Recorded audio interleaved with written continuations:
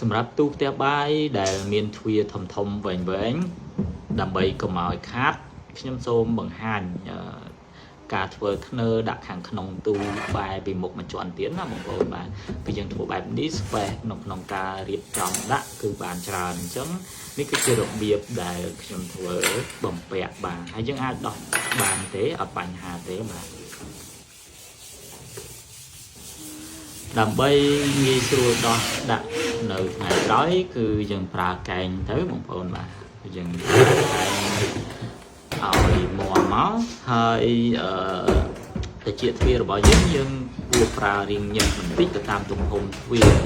ហើយសម្រាប់ធ្នើនេះដែរគឺយើងគួរតែប្រើជ័របាទជ័រស្ពតឬ PVC ហ្នឹងដើម្បីកាត់បន្ថយទម្ងន់កុំឲ្យ